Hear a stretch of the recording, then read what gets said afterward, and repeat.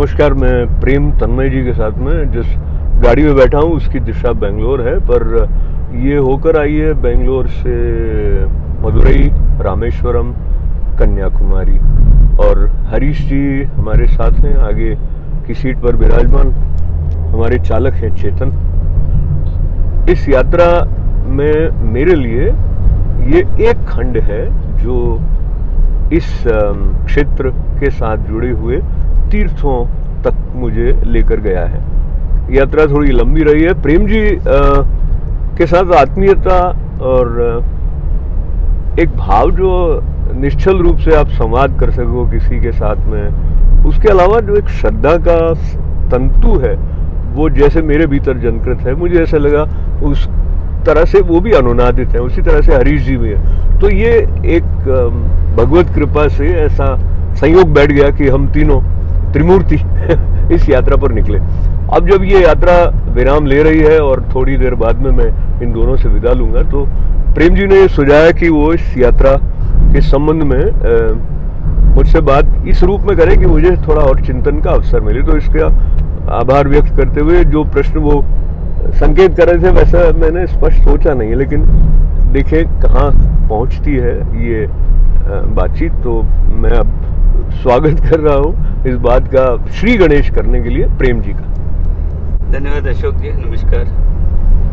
हमने एक यात्रा आरंभ की और मैं अगर ये कहूँ कि ये आध्यात्मिक यात्रा थी जिसमें हमने मंदिर तो दर्शन किए ही किए, लेकिन हमने एक दार्शनिक लाभ भी लिया आध्यात्म का यात्रा के दौरान। जब हम मंदिर स्थल पर नहीं होते थे तब हम गाड़ी में होते थे और गाड़ी में भी हमारी आध्यात्मिक चर्चाएं चलती रहती थी। उन्हीं संदर्भ में हम बातचीत कर रहे थे कि आध्यात्म के दर्शन पर और मंदिर दर्शन का। तो मैं सबसे पहले अशोक जी से यही जानना चाहूँगा कि आप न्यूयॉर्क में रहते हैं, भारतीय कल्चर से बहुत दूर एक जगह है जहाँ पर आपका निवास है, लेकिन उसके बाद में भी मैं ये देखता हूँ कि आप में आध्यात्म और आध्यात्म के अलावा भारत के मंदिरों के प्रति आपका जो उत्साह और जो मोह है देखने का, और आप जिस श्रद्धा भाव से यहाँ पर अनुभव करते हैं, तो मेरा यही जानना है कि आप में ये भाव भारत के मंदिरों के प्रति या किसी भी जगह के मंदिरों के प्रति किस तरह से प्रस्फुटित हुआ। तो मैं सीधा ना श्रीमद् भगवद गीता का ये वाला संदर्भ लेते हुए जहाँ भगवान कहते हैं श्रद्धावान लभते ज्ञानम तत्परः संयतेन्द्रिय। तो जो श्रद्धा वाला होता है वो, अगर मैं सरल अर्थ में कहूँ तो उसको लाभ होता है और उसमें तत्परता होनी चाहिए, उसको इंद्रियों का संयम भी करना चाहिए। ऐसा तो ये जो शास्त्रों की बातें हैं वो गुरुजनों के मुख से सुनने से थोड़ी थोड़ी हमारे लिए खुलती हैं। मेरे जीवन में श्रद्धा, एक तो मेरे दादाजी के समय से वो गायत्री परिवार में थे और घर में लाइट भी चली जाती थी, हम छोटे बच्चे थे, वो सबसे गायत्री मंत्र उच्चारण करने को कहते थे। फिर परिवार वातावरण में मेरी माता जी का और ऐसे जो वल्लभ कुल में कृष्ण भगवान की सेवा का एक भाव, तो श्री कृष्ण के प्रति एक आकर्षण, एक तो उनके बाल रूप का, और उसके बाद में जब मैंने दीक्षा बहुत समय के बाद में आकाशवाणी में था, उसके बाद अपने गुरु स्वामी श्री ईश्वरानंद गिरी जी महाराज से प्राप्त की, तो मुझे दीक्षा के बारे में कुछ पता नहीं था। ये विषय ऐसा है कि इसके लिए मेरे पास बहुत सारी धारणाएं आ जाती है। मैं प्रयत्न करूंगा थोड़ा संक्षेप में कहूँ, पर यह महत्वपूर्ण बात है कि जैसे हम किसी के बारे में किसी से सुनते हैं तो एक थोड़ी धारणा बनती है कि ऐसा मनुष्य होगा। जैसे कोई कहेगा कि प्रेम जी वो साहित्यकार हैं, गीतकार हैं, तो आपके मन में ऐसा होगा कि इस प्रकार।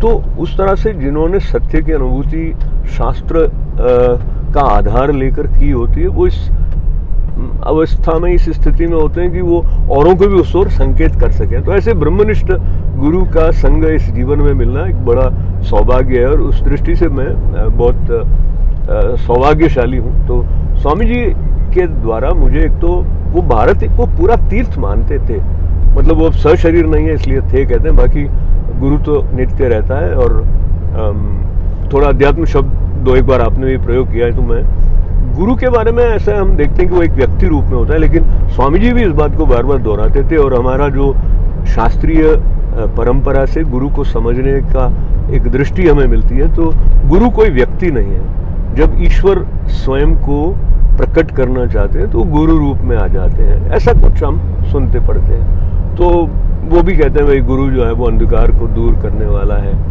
तो संबंध हमारे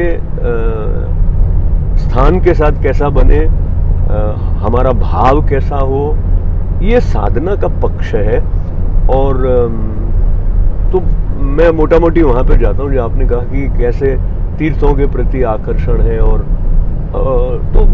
और वहाँ पे आप देखते हैं, हम दोनों भी अभी रामेश्वरम में थे या मदुरई में थे, तो वो पूरे जो परिसर है वो जागृत स्थान है। और वहाँ पे कितना निर्मल भाव लेकर, कितना निश्चलता से, अबोध से लगने वाले न जाने कितने हमारे हिंदू धर्मावलंबी अलग अलग आयु वर्ग के पहुंच रहे होते हैं। उनके अंदर क्या चीज़ है जो उनको खींच रही है, वो एक तथ्य है, पर हम किस तरह से आकर्षित हो रहे हैं वो दूसरा तथ्य है।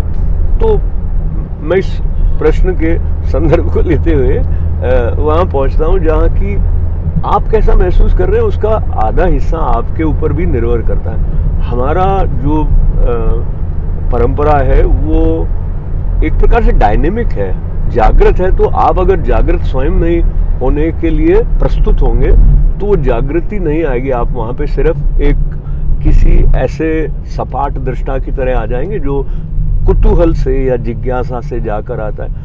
और अधिकांश ऐसा हो ही जाता है, हमें अधिकांश लोग फोटो खींचने वगैरह में भी अधिक चले जाते हैं। तो अंतर्मुखता के साथ में अपने अंदर उतर पाओ, ऐसा अवसर हम अपने आप को बहुत कम दे पाते हैं। लेकिन फिर भी कुछ जो 2-4 बूंद आती है उसमें से थोड़ी सी अनुभूति के रूप में कभी प्रस्फुटित होगी, कभी थोड़ी सी हुई भी होगी।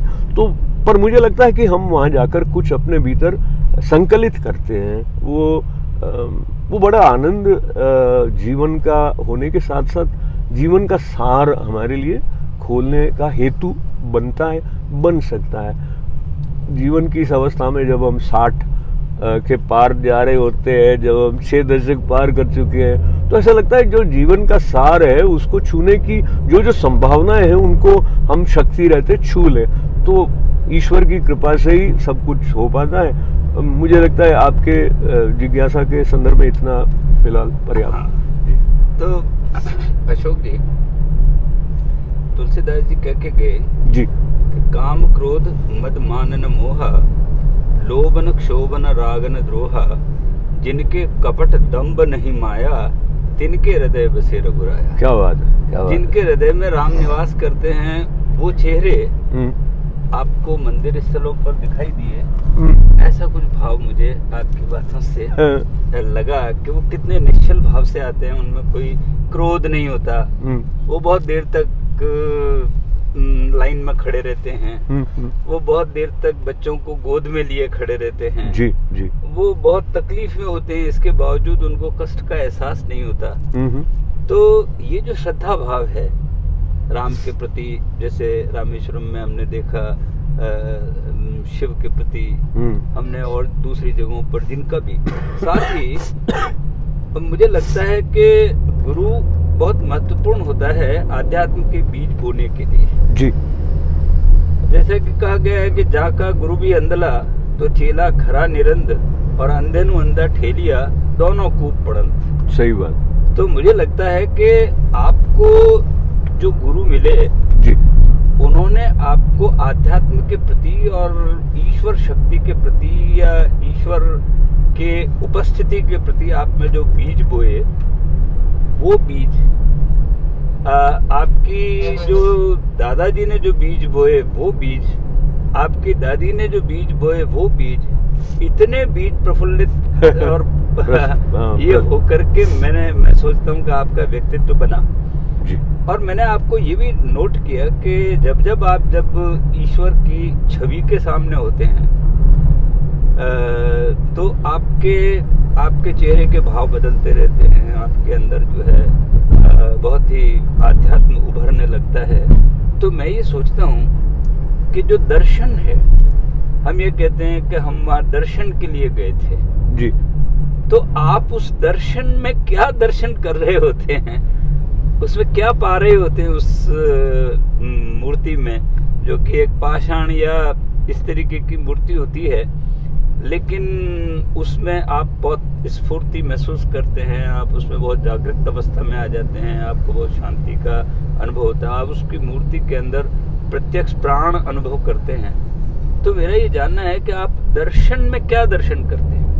आपका प्रश्न तो बहुत अच्छा है, और इस प्रश्न के साथ में जो कुछ आपने अपना ऑब्जर्वेशन कहा है, वो पता नहीं वो आपका ऑब्जर्वेशन कितना सत्य मेरे लिए घटित होता हुआ सत्य है कि नहीं है, पर प्रार्थना युक्त प्रयत्न तो ये रहता है। और जैसे मैं आपसे पहले कह रहा था कि प्रेम जी के बारे में किसी से सुनो, हरीश जी के बारे में किसी से सुनो, तो एक ऐसा भाव बनता है। उस प्रकार से स्थान विशेष के बारे में उसकी अपनी एक परंपरा है। वो हमारी जो सनातन संस्कृति कह दीजिए, हिंदू परंपरा कह दीजिए, उसमें जो पंच देवोपासना है, उसमें अमुक अमुक देव का स्थान तो है ही है, साथ ही साथ अमुक अमुक स्थान के पीछे कुछ कथाएं भी जुड़ी होती हैं। और लेकिन उस सब के साथ में अब वो जो स्थल विशेष है, जैसे हम उदाहरण लेते हैं रामेश्वरम का, तो रामेश्वरम में हम तीनों ने पहले तो वहाँ जो 22 कुंड हैं उनमें से जो अलग अलग तीर्थ से उन्होंने हमको स्नान करवाया, उसका लाभ लिया। फिर हमने रुद्राभिषेक कराने की दृष्टि से जो संकल्प के साथ में जो उच्चारण रुद्री के मंत्रों का है वो पंडित जी के मुख से सुना। फिर हमें वहाँ पर साक्षात रामेश्वर में जो शिवलिंग है जिनके साथ राम जी का संदर्भ भी जुड़ा है, तो राम विजय के साथ में वो पूरा स्थल जो है अपना एक महत्वपूर्ण उसकी भूमिका रही है। वो सब बातें हमारे भीतर कहीं अचेतन में होती हैं, और हमारा सौभाग्य रहा, इतना अच्छे दर्शन हुए हमको, और बहुत अधिक भीड़ नहीं थी इस बार रामेश्वरम में, या थी भी तो हमारे लिए ऐसा कुछ अनुकूलता बनती गई। और जो बहुत विधान के साथ में नित्य जहाँ पर पूजन होता है शिव का, वहाँ के जो स्पंदन है और वो स्थान जागृत है। और फिर दक्षिण भारत में मंदिर जिस प्रकार से आप वो दीपक की एक माला से दीप द्वार सा होता है, मतलब वो एकदम आपको अभिभूत कर देता है, आप एकदम पुलकित हो जाते हो वहां पे पहुंचते, और आपको पता होता है कि यहाँ अधिक देर तक आप रुक नहीं पाओगे, पर जितना भी है उसमें से आप क्या क्या संजो सकते हो। तो मैं अभी अनुभूति तक जाने की यात्रा हुई हो या ना हुई हो, लेकिन अपना एक अहोभाव जैसा एक आता है तो है ही है कि भाई एक तो ईश्वर की कृपा रही कि हम यहाँ पहुँचे इतने आनंद से, इतनी सुविधा के साथ में, और इतना अच्छे से हमको दर्शन हो रहे हैं। और हम कहीं ना कहीं ऐसी प्रार्थना कर रहे होते हैं। एक तो वैसे मैं अपने मन में ये भाव रखता हूँ भाई कि मेरा जो उस अखंड के साथ में नित्य जो निरंतर सर्वव्यापी है, जो कि शिव स्वरूप में सामने है, उनके साथ में मेरा जो एक बॉन्डिंग है, या वो मेरा और दृढ़ हो, मेरी श्रद्धा और दृढ़ हो। ये सब बातें जो हम अपने लिए सोचते होते हैं वो भी थोड़ी सी कहीं रहती है, पर एक उस वक्त वो दर्शन करते वक्त आप अपनी ओर से जो कुछ मंत्रचार, चाहे ओम नमः शिवाय कर रहे हो, जो भी कर रहे हो, तो एक ऐसा एक संचरण हो रहा होता है आपके भीतर, जो कि विशेष आह्लाद प्रदान करने वाला होता है। ये शब्द में कुछ इतना ही मेरे को लगता है कहा जा सकता है। हाँ, तो आपने बहुत जो है वो इसका रुचिकर जवाब हमारे पास में पहुंचा। मैं एक बात और जानना चाहता हूँ जी, कि दर्शन हमारे यहाँ पर जो फिलॉसफी शब्द आया है जी, फिलॉसफी को हमारे हिंदी में दर्शन शास्त्र कहते हैं जी, और सनातन धर्म कहता है कि जब आप मंदिर जाएं तो दर्शन करें जी। अब आप कहाँ तक उस जगह पर हमारा सनातन आध्यात्म दर्शन मीन्स फिलॉसफी और फिर दर्शन साक्षात, मुझे आपको नहीं लगता क्या कि ये जो हमारे सनातन संस्कृति के जो प्रणेता रहे हैं, जिन लोगों ने इस विषय पर विचार किया होगा, उन्होंने दर्शन प्रत्यक्ष और दर्शन शास्त्र अपरोक्ष, इन दोनों का कितना बढ़िया तालमेल यहाँ पर बिठाया है कि एक जो बिल्कुल कुछ शास्त्रों का ज्ञाता नहीं है वो भी दर्शन के लिए जा रहा है, और एक बहुत बड़ा ज्ञानी है वो भी दर्शन के लिए जा रहा है। तो आप क्या इन दोनों का सामंजस्य उस जगह पर पाते हैं जिस जगह पर आप दर्शन के लिए गए हैं? मुझे लगता है कि जो आपने जिस तरह से इस प्रसंग को स्पर्श किया है उस तरह मैंने देखा नहीं था। सामान्य हम फिलोसफी में वो फिल क्या प्रेम और सॉफी जो भी वहाँ से अर्थ उसका निकलता है वहाँ से देख लेते थे, और दर्शन शास्त्र को फिर हम फिलोसफी के पॉइंट ऑफ व्यू से देख रहे थे। लेकिन आपने बहुत सुंदर ढंग से एक इसका जो आपसी संबंध है दर्शन का दर्शन शास्त्र का, संभव है कि उद्गम यहीं से हुआ हो। संभव है कि दर्शन करना जो है उसके पीछे जो चिंतन मनन और उसके पीछे की जो धारणा कह लीजिए, उसके पीछे की जो संभावना कह लीजिए, उसके पीछे जो श्रद्धा का सागर कह लीजिए, उस तक पहुंचने के लिए जो व्यापक एक वांग्मय है उसकी ओर इंगित करता है जो वो दर्शन शास्त्र है। संभव है इस रूप में रहा हो। हालांकि हमने जिस तरह से दर्शन शास्त्र को आमतौर पर प्रयोग होते हुए देखा है उसमें एक शुष्कता रह जाती है, एक नीरसता रह जाती है, जो कि दर्शन में तो रसमयता होती है, क्योंकि यहाँ तो भक्त भगवान के सम्मुख है और भगवान अपने अनुग्रह को कह दीजिए कृपा को उड़ेल रहे हैं, वो उसके लिए प्रस्तुत है और वो उसी के लिए लालायित होकर वहां पहुंच रहा है। और ये जो चुंबकीय आकर्षण कह दीजिए, जो दिव्य आकर्षण है, वो हम भारत के कई विशेष करके प्राचीन ही रही, अब आधुनिक जो नए बने हुए मंदिर उनमें भी देखते हैं, पर प्राचीन में तो और भी अधिक वो दिखाई देता है। तो आपका जो प्रश्न है वो उसके बारे में मैंने अधिक इस तरह से सोचा नहीं, लेकिन आपके साथ सोचते हुए मुझे लगता है संभव है कि यही रहा हो। और जो ऐसा कहते हैं कि प्रेम की बात को लेते हैं, वो क्या है कि प्रेम गलियती सागरी या में दोनों समाये, जब हरि था तब मैं नहीं, जब मैं हूँ हरि नहीं। तो जो बोले मन से जाने वाले होते हैं, जो खुले मन को लेकर ईश्वर के सम्मुख जाने वाले होते हैं, वो तो साक्षात दर्शन शास्त्र को जी रहे हैं। उनके द्वारा जिस तरह से ईश्वर के साथ अपने संबंध का उत्सव दर्शन करते हुए मनाया जा रहा है, दर्शन शास्त्र उसको छूने की कोशिश करता है। दर्शन शास्त्र उसको एक व्यवस्था देकर जो लोग श्रद्धा से उस तरह से युक्त नहीं है वो भी उसके बारे में थोड़ा समझ सके। देखिए, जो हमारी शिक्षा प्रणाली रही है और जो एकेडमिक्स होता है, एकेडमिक का श्रद्धालु होना आवश्यक नहीं है। वो तो अपेक्षाकृत वैज्ञानिक की तरह से या थोड़ा तटस्थ भाव लेकर वो अध्ययन कर रहा है। उसके अंदर अगर भक्ति भाव जागृत होता है तो संभव है उसमें एक समग्र आनंद का जो है हिलोरे लेने वाली स्थिति में वो जाएगा। पर वो बहुत अच्छा प्रोफेसर होगा ऐसा वो नहीं मान रहे हम, जिस प्रकार की प्रणाली में देख रहे हैं। तो ऐसा करके मुझे लगता है ये दोनों एक ही बात होते हुए भी इस तरह से अलग अलग हो गई है, क्योंकि वो अलग अलग संदर्भों में, अलग अलग परिसरों में, यानी एक तो मंदिर परिसर हो गया, एक विश्वविद्यालय का परिसर हो गया, वहाँ अलग अलग तरह से लिया है। पर ये आपकी बात से मुझे और याद आया कि जो बनारस हिंदू विश्वविद्यालय है तो काशी विश्वनाथ वहाँ भी विराजमान है, तो कहीं ना कहीं ऐसा मेल है भी। और आपके साथ मैं ये याद कर लूँ, जैसे हम भारत में तो ऐसा कहते हैं कि विद्या क्या है कि सा विद्या या विमुक्त है। तो विद्या वो है जो मुक्त करने वाली है। अब बंधन में डालने वाली क्या विद्या हुई? तो मुक्त करने वाली विद्या का तो दर्शन के साथ में सीधा सीधा संबंध है, क्योंकि वो तो तत्काल मुक्ति देने वाले होते हैं। आपको याद होगा रामसुख दास जी जब सत्संग करते थे, और जोधपुर में भी मैंने सुना है, वो ऐसे कहते थे, मैं कहने के लिए नहीं कह रहा हूँ, अपनी अनुभूति से कह रहा हूँ, राम का नाम लेने से तत्काल मुक्ति हो जाती है।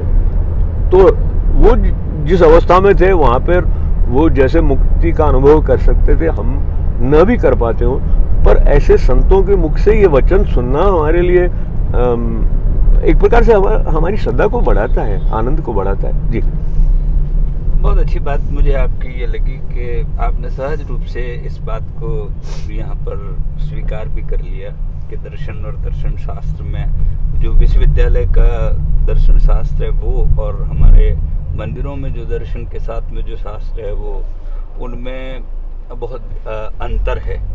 और इस अंतर को अगर मैं ये कहूँ कि कुछ विशेष व्यक्तियों ने विशेष रूप से इसको हमारे बीच में डालने का प्रयत्न किया, जिससे वो हमें नीरस लगने लगा, फिलॉसफी सब्जेक्ट नीरस लगने लगा। लेकिन हमारे जो शास्त्र कहते हैं कि दर्शन के क्या अर्थ हैं, दर्शन आप कृष्ण के करो तो भाव अलग उत्पन्न होते हैं, आप बाल कृष्ण के दर्शन करो तो भाव अलग उत्पन्न होते हैं, आप शिव के दर्शन करो तो भाव अलग उत्पन्न होते हैं। तो दर्शन और भाव, इसको अगर मैं ये जानना चाहूँ अशोक जी कि आप अलग अलग स्थानों पर अलग अलग दर्शन किए आपने, और हर जगह पर विग्रह जो उस मूर्ति का जो है वो दर्शन अलग तरह से उनकी छवि को बनाया गया है।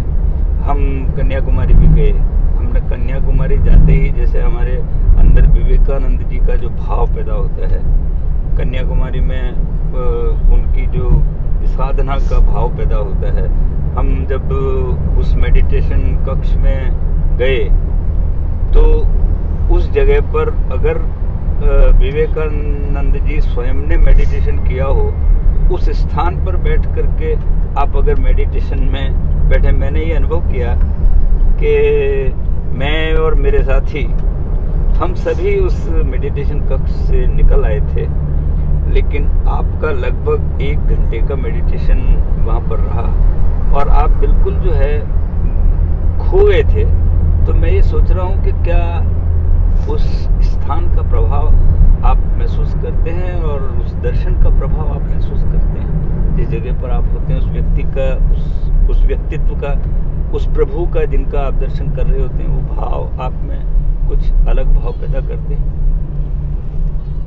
आपके प्रश्न इतने अच्छे हैं प्रेम जी कि मैं जो आपका नाम है उसकी अनुभूति और अधिक कर रहा हूँ। तो भाव और दर्शन और अलग अलग स्थान,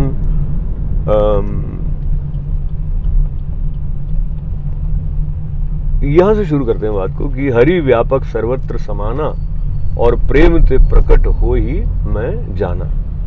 अब प्रेम जो है वो कहीं ना कहीं आपके अंदर ये प्यास जगा देता है कि आप अपने इष्ट को जानो। तो आप उनके बारे में चाहे श्रवण करके या अध्ययन करके शास्त्रों के माध्यम से थोड़ा थोड़ा जानने का प्रयत्न करते हैं विनम्रता से, और उस स्थान विशेष की महिमा के बारे में भी आप थोड़ा थोड़ा जानने का प्रयत्न करते हैं। भाव जो है वैसे तो उसकी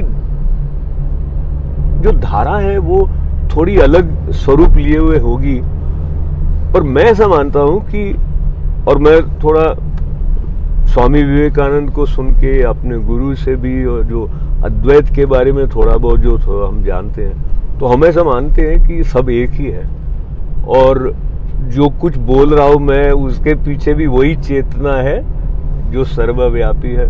जो प्रश्न करता है उसके अंदर से जो उसकी चेतना जिस तरह से वाणी के द्वारा इन शब्दों के रूप में प्रकट हो रही है, वो भी वही। यानी हमारे यहाँ ये जो एकत्व का भाव है वो जब यहाँ तक आया हुआ है तो निश्चित रूप से जो तीर्थ स्थल हैं वो तो सब एक के ही हैं, ब्रह्म के ही हैं। पर भाव अमुक स्थल विशेष पर, जैसे यहाँ आने से पूर्व में भुवनेश्वर था, वहाँ पर हमारे एक मित्र विनोद विट्ठल जी जिनको आप जानते भी हैं, उनके साथ मुझे पूरी जगन्नाथपुरी दर्शन करने का अवसर हुआ। तो मेरी भारत यात्रा विलक्षण मेरे लिए इस दृष्टि से रही है कि बहुत सारी चीजें मेरे जीवन में पहली बार घटित हुई हैं इस बार। उसमें से पुरी में भी मैंने पहली बार ही दर्शन किया था।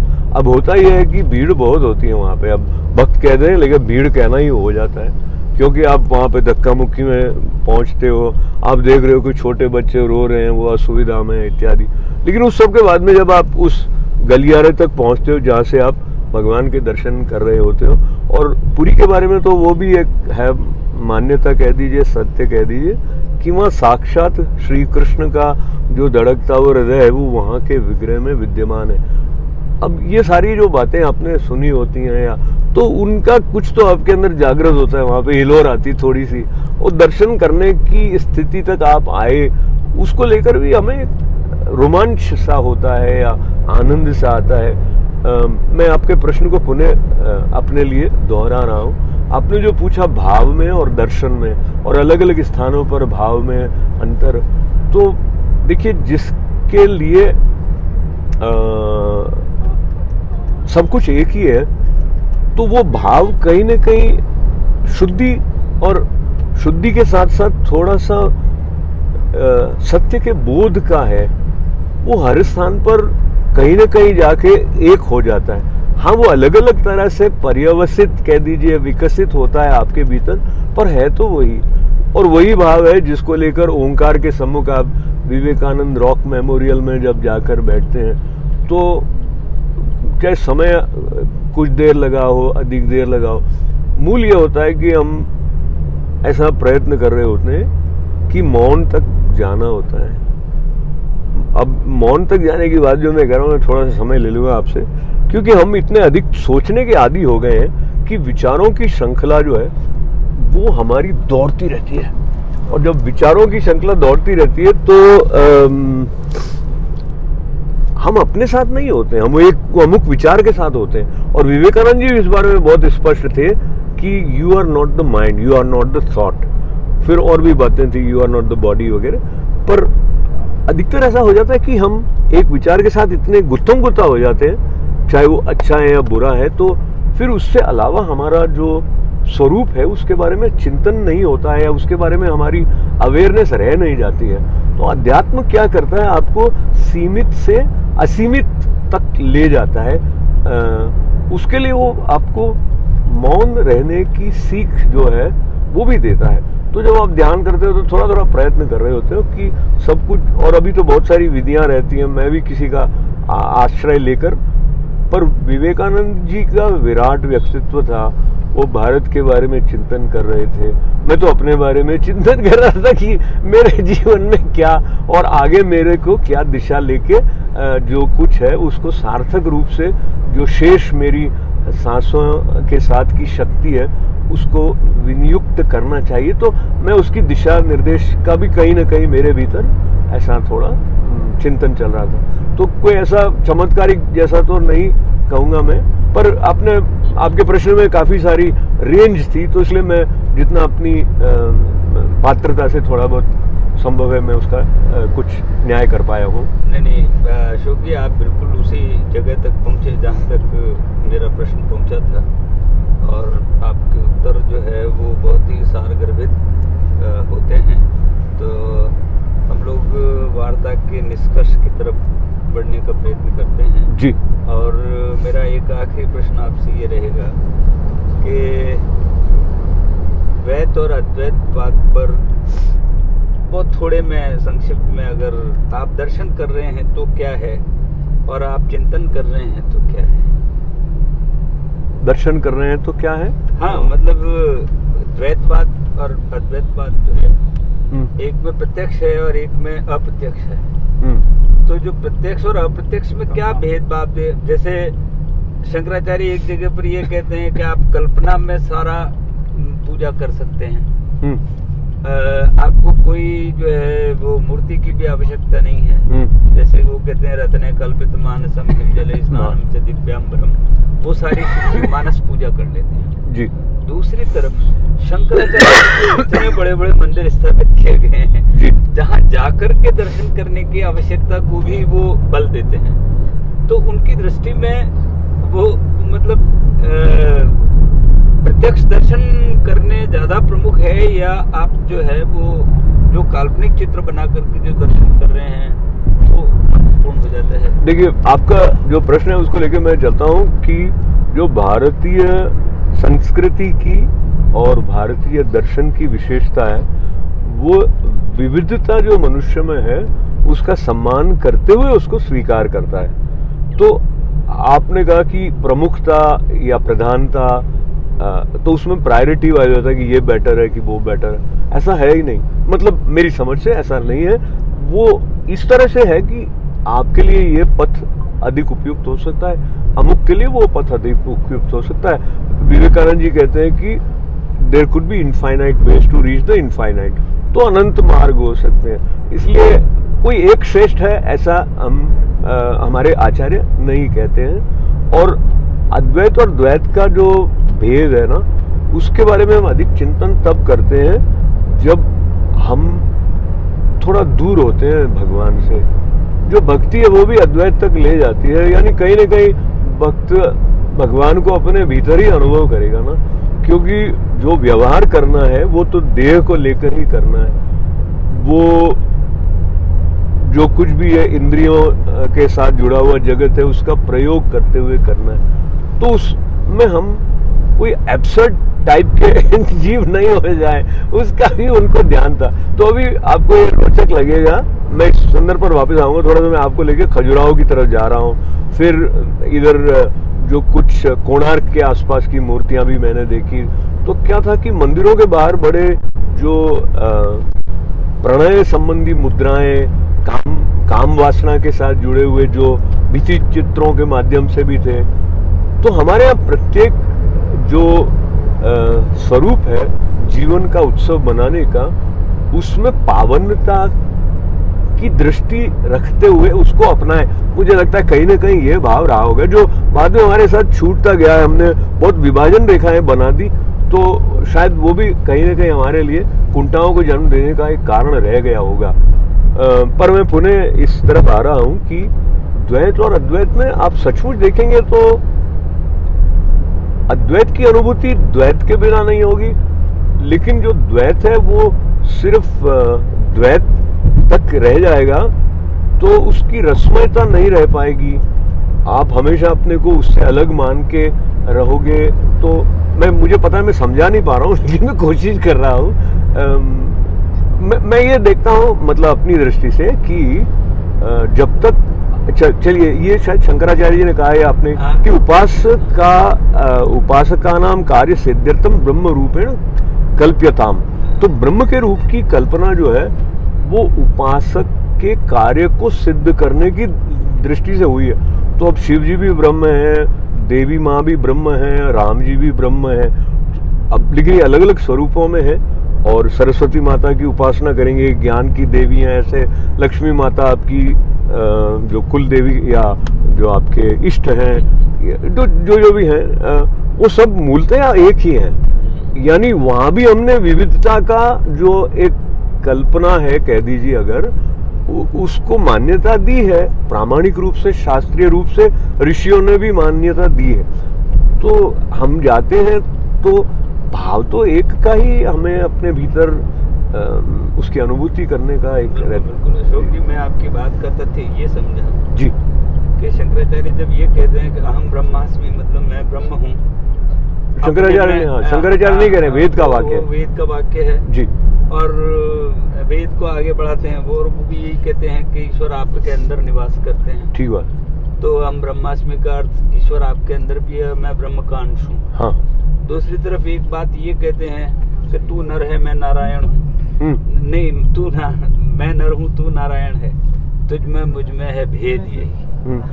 जब एक तरफ भेद कर लेते हैं तो एक में वो भक्ति भाव है और ईश्वर और भक्ति का भावना है, और एक तरफ जो है वो स्वयं को परिमार्जित करने की तरफ दोनों दिशाएं आगे बढ़ाती है। कुल मिलाकर के हमारा अर्थ यही निकला। और आपके साथ में आध्यात्म दर्शन, प्रभु दर्शन, यात्राएं और गुरु प्रसंग, इन सब पर बहुत विस्तृत चर्चा हुई। और ये जो ज्ञान गंगा हमारी जो यहाँ पर बही, उस ज्ञान गंगा का प्रसाद, उस ज्ञान गंगा की तृप्ति हमने अनुभव की, मैंने अनुभव की, और मुझे लगता है कि श्रोता भी अनुभव करेंगे। बहुत बहुत आभार। तो आपका आभार व्यक्त करते हुए मैं ऐसे जोड़ लेता हूँ इसमें कि कुछ ऐसी प्रेरणा हुई कि मैं जब अमेरिका न्यूयॉर्क से चला हूँ तो मेरा प्रथम स्टेशन दिल्ली रहा, पर दिल्ली के बाद में मैं खजुराहो से ओरछा, जो राजा राम जी का, वहाँ से होते हुए हमारे न्यूयॉर्क में रहने वाले, न्यू जर्सी में रहने वाले एक मित्र और विद्वान शास्त्री जगदीश त्रिपाठी जी ने गोविंद धाम नाम से पन्ना जिले में एक आश्रम स्थापित किया। वहाँ पर प्राण प्रतिष्ठा समारोह था। लक्ष्मी नारायण भगवान, कृष्ण, राधा कृष्ण, जगदम्बा, हनुमान जी, राम परिवार सब। तो वो बड़ा अच्छा मांगलिक उत्सव रहा। उसमें बाहर से कई लोग आए थे, वहाँ पर मुझे उपस्थित होने का अवसर हुआ। वहाँ के पास में एक बालाजी सरकार है, वो भी बड़ा प्राचीन मंदिर है हनुमान जी के राम जी का मंदिर है, बालाजी सरकार नाम से जाना जाता है। वहाँ के विग्रह को देखते हुए भी आपको लगता है, और जिस तरह से सुबह वो आरती करते हैं और सब भोले भाव से, वो एक अलग ही, मतलब वो आपको एक अलग ही अवस्था तक ले जाता है प्रभु। मैं ऐसे यहाँ की यात्रा के पूर्व के 2-3 चरण और आपके साथ शेयर कर लेने के दृष्टि से, वहाँ से मैं गया था प्रयागराज। तो महाकुंभ जो है वो तो, और वो एक इतना आह्लादकारी अनुभव है जब इस अवसर पर मैं अपने जीवन में पहली बार किसी कुंभ में सम्मिलित हुआ, और वो भी ऐसे अवसर पर प्रयागराज में। तो वो उसके विवरण में नहीं जाते हो, तो फिर मैं वहाँ से चल के गया था भुवनेश्वर, जिसकी चर्चा मैं कर चुका हूँ। भुवनेश्वर से होके हम यहाँ आए, बेंगलोर से होते हुए अपने मदुरई, रामेश्वरम और कन्याकुमारी। तो और वापसी में आपके साथ ये चर्चा करते हुए मुझे भी थोड़ा अंतर्मुखी होने का अवसर आपने इतने सारगर्भित और इतने सुलझे हुए और प्रेरित करने वाले प्रश्नों से किया। तो मैं आपको प्रणाम के साथ में आपका आभार व्यक्त करता हूँ। प्रेम जी, बहुत बहुत धन्यवाद।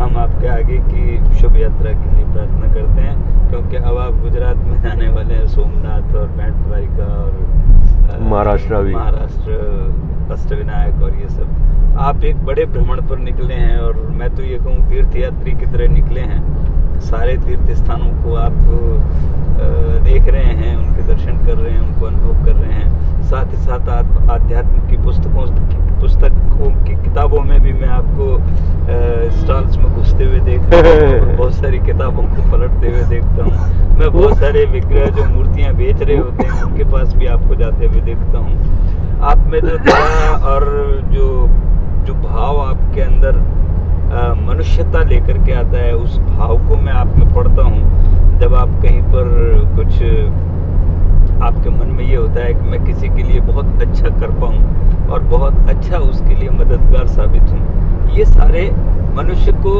अच्छा मनुष्य बनाने की तरफ ले जाने की एक बहुत बड़ा प्रयत्न होता है। और आप इस प्रयत्न को जीवित रखने का जो संपूर्ण प्रयास कर रहे हैं, उसके लिए मैं आपको बहुत आभार और बहुत बहुत धन्यवाद व्यक्त करता हूँ। बहुत धन्यवाद। ईश्वर की कृपा से पूरी यात्रा संभव हुई और आपके साथ इतना सुंदर संवाद संभव हुआ। अभिभूत हूँ, कृतार्थ हूँ। धन्यवाद।